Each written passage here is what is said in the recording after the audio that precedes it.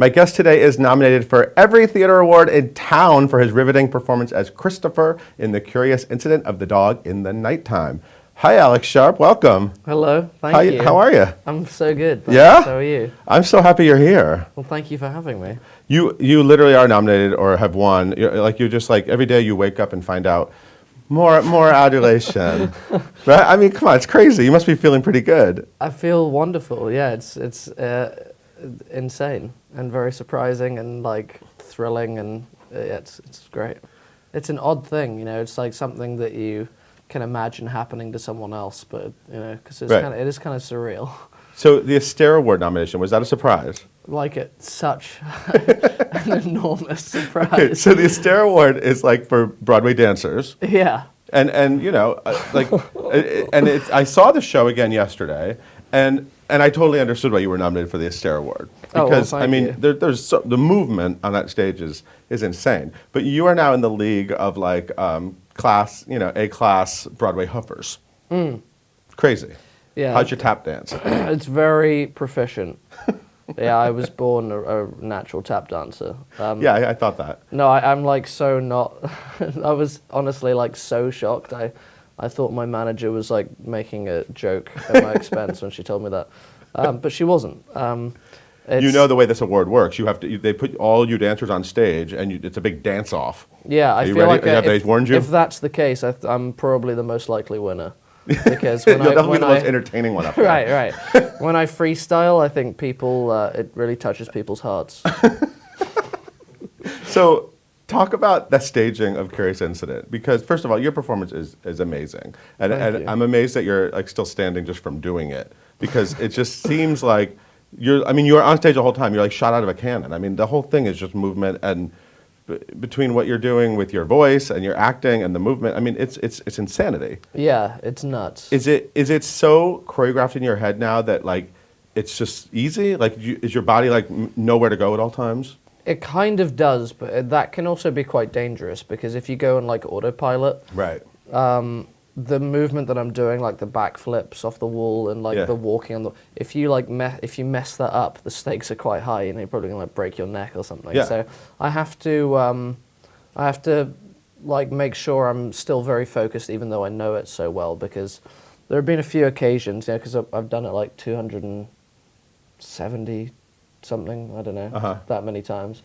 That you do just go into autopilot physically and focus too much like on bringing it to life emotionally, but actually the physical stuff needs so much focus. There have been a few occasions I like run forward really close to the stage and I have no joke like being this close to just. But nothing's ever actually gone wrong. It's just been like near incidents. Nothing major. Okay. Like falling off the stage has gone wrong. Well, I do have quite an array of injuries, but from more like wear and tear kind of things than like major incidents. What about like, I love when you're like, the set is so amazing because it sort of comes to life, you know what I mean? Yeah. You're in like this cool like Tron world. Yeah, and then like, you like open these doors and there's right? And do you ever like go to the wrong spot or? I do. You know what's funny about that actually is that it's like now that I'm so, as you say, like so familiar with it, that when it becomes so natural that when I go to like a wrong door, I'm totally like screwed for all the other doors because it set me off pattern. Oh, interesting. And then I'm just like standing there like, oh my God, I've opened the wrong door. I can't open any of the other doors because I don't know what order they're in now. And the timing seems so precise. It is, yeah. So what I felt when I was watching it again, that you had to be like in a hyper state of, I don't even know what the word is, like mental capacity. Like you're really like operating on so many levels, like you just said. So when you're not in the show, are you just like extremely the opposite? Are you just like completely vegging? Yeah. Well, it's interesting. People say to me like, "How I don't know how you have the energy to do that. Have you always been like a really sort of hyper high energy person?" The answer is like, really not. Really, you're always like low. Yeah, I'm pretty like low end. Like it's just I'd rather just like sit down and like I don't want to go to the gym or anything. I'm not like a gym goer. I'd rather like just drink a beer. But I heard that you've said in interviews that you like had to give up smoking, and you haven't given up drinking, but you've like I have. You don't drink at all. Not a drop. You don't drink. You don't smoke. Yeah. Wow. I had to because it was just. And you do go to the gym, no? I do now, you know. So that suck? You're just like total clean living, like. Yeah, it's awful. I just want to be doing drugs and like, you know, living on a beach. But, you know, you can't do that and be in a Broadway show, so. So describe for me the day after you're done with this role, whenever that is. What happens the day after when like it just doesn't matter? Like what's the drink? Oh, you mean like when I finish doing the Yeah, what's show? the drink? What are you eating? What are you smoking? What are you I'll smoke like a cocktail of like every drug on the planet and I'll have a drip, just pure vodka running in and just start chain smoking cigarettes as well. I just ruin myself. Wild Enough chain of this smoking. healthy crap. No, it's interesting because I've grown up like being, you know, I grew up in England for a while. Yeah. I've actually spent more than half my life in America as well. But Yeah. one part of when I was in England that sort of stuck is like the culture of drinking. So, Right. you know, you just grow up, you drink a lot of beer. But Yeah. so like not drinking at all now is kind of like a revelation for me. And I might move forward with my life like not Nice. drinking. You're a new man. I quite like it, yeah. Yeah, good for you. Now, you've had a weird, I don't know if weird is the wrong word, but you've had an interesting life. Your childhood was very unusual. You could say weird. It's weird, okay. It's weird, yeah. And I'm glad because I kept hearing that you grew up in a caravan. Yeah. And then as an American, I assumed that meant that you like were in a pack of people moving from land to land. And I'm so glad I Googled it and found out that it's basically like an RV. You know what RV is? It's like you meant you lived in like a trailer with your parents. Yeah, well, yeah, trailer, yeah. But that doesn't sound. No, I'm We'll go your typical caravan, I like trailer it. trash. Caravan. Yeah. Caravan. Yeah, it was a caravan. Well, like my parents, we lived in like the States, and I was kind of raised here until I was like 7 or 8, and then moved back to England for school for a while. But we traveled a lot. Like we didn't. It was sort of between Connecticut and Florida a lot of the time, but we're also just driving around a lot and like seeing the country, just because my parents like love traveling. So yeah, that was sort of like the first portion of my life, which was an amazing education. What did your parents do for work? My dad like renovated houses. Oh, okay. And my mum was a teacher. She used to be a teacher. Right. And so she was homeschooling me. Right. So it'd be cool. And we went to Europe as well before we went back to England. And so like my education would be to like read about a castle and the history of it. And then I would like go and climb on the castle and then I'd like write creatively or like whatever about it. It's crazy. It was cool, yeah. It must have opened up your head in totally different ways, like, right? Like just anything was possible, right? You could just, totally. You weren't learning from a photo, you were actually going to the castle. Yeah, it was amazing, but it also made then going to school quite difficult. Right. So then suddenly you get into, so you went to England. So does this mean you didn't have a British accent when you were younger? No, I had American accent. Interesting. Like home videos and stuff like from when I was like Oh, that's 5 so and funny. 6, I was like just... You're like a total American kid and all. Yeah. That's so crazy. Yeah. So, the caravan thing. What were like the 3 most like awesome places that you went to when you were, like, are there places in your head you were like, oh my God, that was so amazing. Maybe one day I'll live there. Did you have that kind of experience? Yeah. We went and lived with some friends on a Hopi Indian reservation in Albuquerque, New Mexico. And there was some kind of festival going on. I was very young, but it was insane. I mean, it was like otherworldly, and just like absorb that as a kid was pretty incredible. So you remember that really vividly? I do. Yeah. Very vividly. In Italy, like northern Italy, we lived there for a while, which is still possibly my favorite place in the world. It's like so beautiful. You basically saw more like before you were 10 years old than most people do like in their lifetime, probably. Maybe, I don't know. I mean, it's insane. Think about that. Like. Yeah, it's just like, and now it's just like in me. Like the second I got to 18, after like doing my time, as I refer to it, like in the schooling system, I like just upped and left. I had like no money, but like spent years, on and off, like going into South America and with like literally no money, which is actually quite dangerous, as it turns out. And just like, hitchhiking. I hitchhiked all over South America, all through Central America, yeah. Any crazy hitchhiking stories?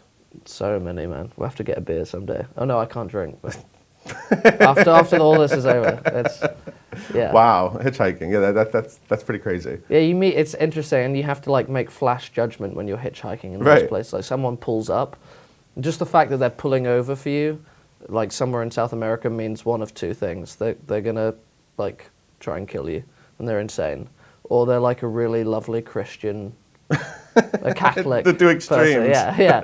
And you have to make that flash judgment. The scary thing is often those two things are quite similar. So yeah. Wouldn't it be amazing if you were just making all this up? Like it would be. Yeah, you were just I could like, write a I'm book. on Broadway. I'm gonna come up with like a really interesting backstory. Yeah. Like no one on Broadway has I've a story. actually like I grew up in Connecticut. The accent's fake. Yeah, totally. You're just like some kid from Connecticut. Right. The best liar ever. Right. The best actor ever. Exactly. Right. Exactly. Maybe it's true. So why did you start acting? Well, I heard a really early pivotal role was Piglet. Yeah. In Winnie the Pooh. Yeah. Pivotal. Yeah, very pivotal. Okay. Well, I got to England and was With an American accent. with an American accent, Right. which made me quite popular actually at first. Yeah. And I really hated it at first, like going into school after the traveling and stuff. It was quite, I don't know, I struggled with it.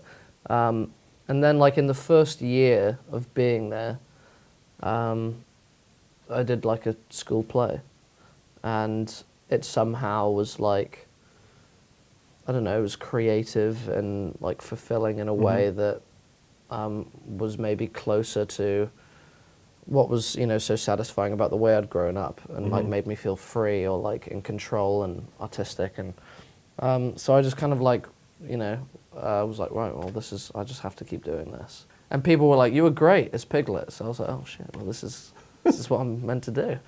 Now, I read that you actually did musicals, and you said on Broadway Box that your dream is to do a Broadway musical. Yeah, I would love to. Are you kidding, or you did something that you're really excited about? Yeah, no, I did a lot of musicals, nothing major or anything, but like growing up in England, a lot of like the community theatre. Right. And all Any that. roles I might know? I know a lot of musical roles. I mean, Oliver. Oh, okay. I was Oliver when I was like 13. You were Oliver? I was Oliver. Wow. Like Tony Brockhurst and The Boyfriend. And, Okay. Some dancing in that, isn't there? There is. Yeah. There is. Astaire Award nominee. Yes. Astaire Award nominee. If you spoke to the choreography of that show and told them I'd been nominated for an Astaire Award, I think they'd laugh at you. Is there any video that we could submit it to them? They'll take it away.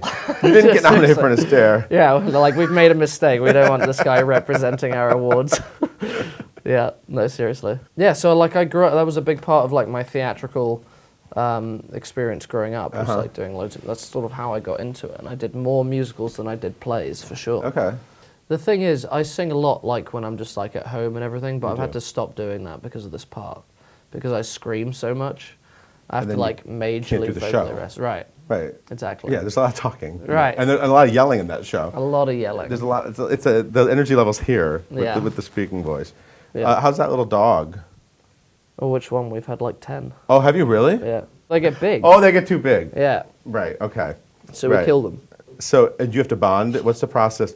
That's terrible. What's No, that's the question. That's like the question I get asked the most at the stage door is like, how old are you? Is the first one, and then the second one is like, what happened to the puppies when they're done with the show? And you say for the first few months, I was like, they get adopted into like lovely homes, and I just got bored of that, so I just said, we kill them. Because you're a natural born liar. It's because awesome. I'm right. I'm from Connecticut, and I don't have an from accent. Greenwich. Right. So you don't kill the dogs, but We don't kill the dogs. The dog yesterday seems like it likes you. It wanted to lick your face, and you must bond with these animals. Yeah, I take them home. Like you live with them. I don't really live with them, but like I when they first come in, I take them home for like a day or two, and we become friends. That's cute. And you don't get attached to any of them. It's just like I do. Do you remember all the names of all the dogs? I do. Maybe not in order, but. Can you tell me the names just for? The first one was Juno, then there was Austin, there was Charlie, Dr. Watson was my favourite one, who was adopted by our stage manager Kristen. Oh. So I still get to see pictures of him. So you still see Watson, okay? Yeah. King Arthur, who was he went a bit nuts towards the end, I think. Something going. We actually ended up nicknaming him Cujo. Oh. Because he got edgy. Okay. He was a rescue, so I think there was like there were complicated things they have going histories. on. Yeah. Yeah. But he's gone to like a really nice home, and They all have. I mean, they're all like living with amazing families and stuff now. So I do get to see like pictures on Facebook and stuff. I'm like, my boys. Oh, that's so sweet. Yeah. So, you went to the that Met Gala thing. Wow. Yeah. I saw pictures of you looking really fancy. Oh, thank you. I mean, that must be nice that you get to go. Do you like doing things like that? It was an extraordinary experience. Yeah. You know, I've never been to something like that before. So. Do you feel like you fit in when you go to those things? I mean, that was a fancy event. Oh yeah, me and Rihanna and Madonna, we're all from the same silk and cut from the same ilk or whatever that expression is.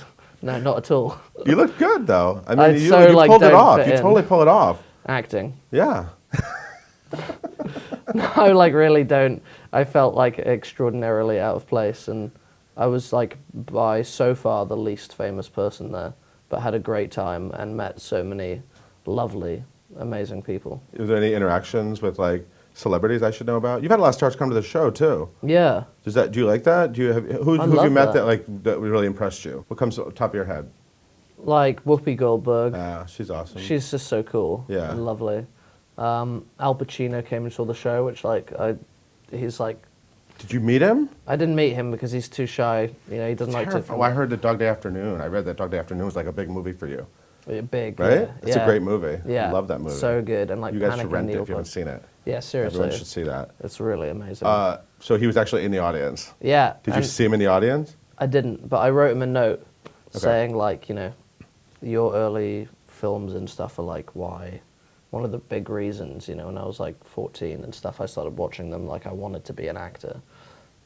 And he wrote me an email back, like a lovely email, which I will like keep forever. Wow, that's amazing. Yeah, it was so cool. Wow. So is the Broadway, now that you've been on Broadway for, I mean, what, it's been like 9 or 10 months, right? Something like The that, fall. Yeah. So is it, because you have this caravan childhood, is it hard for you to be settled down doing the same thing? Or have you gotten used to that? It's not because, I mean, I love New York so much and it feels like home to me because I've lived here for 5 years. Yeah. Because I went to Juilliard, obviously. But Yeah. so I feel like I'm at home, which is possibly for the first time ever in my life. Like I actually feel like, oh, this is, I want to live here as Nice. opposed to I have to. And doing the play, the character, I think, because he's so complex, like there's so many layers to him, that there's just like, artistically speaking, there's like a never-ending discoveries and explorations to make. So I don't, you know, it's like constant hard work, which is like really engaging and exciting. Yeah, it seems like you may have a hard time finding another role that's so interesting. Yeah, maybe. You know, I mean, that's going to be a struggle of your life. Totally. I'm just going to lay that out for you. That's going to be the struggle of your life.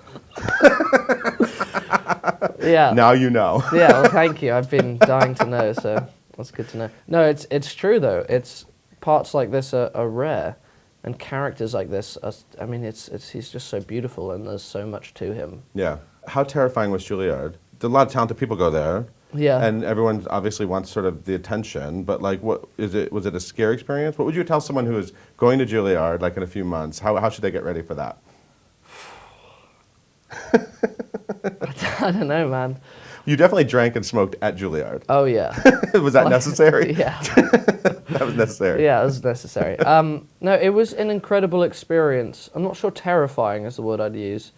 It was a lot. There was a lot going on. It was 4 years. Yeah. And you're like 14 hours a day, like in these rooms with like white walls and opaque lighting and like the same 17 people every day. Right. It's intense. Right. And like the work that you're doing is so, a lot of it's so internal and like self-examining, and it's immensely beneficial as an actor to like go through that. Uh-huh.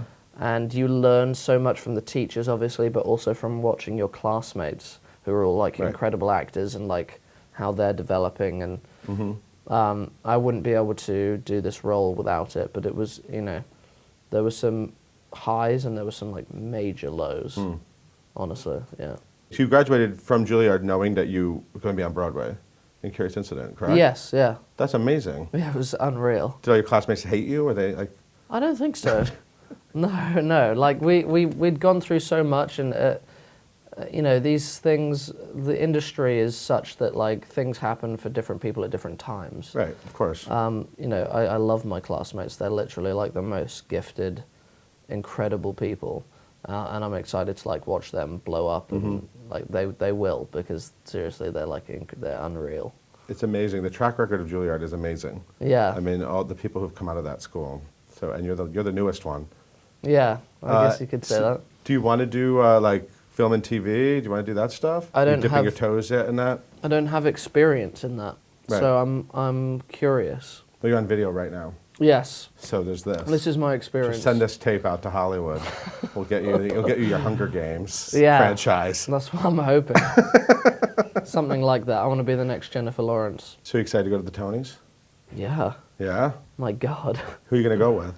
I don't know. One of those dogs, maybe? Yeah, maybe Do they one let of the those, do they let puppies. those dogs into the Tonys? I don't know. They should. Get them a little tux. Can you imagine how awesome it'd be if that was like your shot when they cut to you when they read all the nominees and like the dog? It's me and the dog, I'm like holding its paw nervously. It'd be the best Tony Awards ever. It would. We could get him in a little tux as well. I think that'd be great. Well, is there anything else you want the people to know? The people. The people watching through these cameras. Any other lies you want to tell, or want to make anything else up before we end? I'm 6 foot tall. That's all. That's all I got. You're wildly talented, and Thank you. anyone who hasn't seen The Curious Incident of the Dog in the Night Dash Time at the Barrymore Theater has to go see it. It's awesome, and I loved it even more the second time I saw it. So even if you saw it, go see it again. And you will be on TV on June 7th with the dog, another clip for your reel to send out to My Hollywood. TV debut. Your TV debut? Yeah. Look at that. Oh no, I've done an interview on TV. So you just lied again. Yep. Can't help it. What are we going to do with you? It's going to be a long, interesting career knowing you and watching the lies progress as your career builds. Spiral out of control. Thank you so much for being here, Alex. Thank you so much, man. And everyone, please check out the show at the Barrymore Theater. Thank you for watching. We'll see you next time.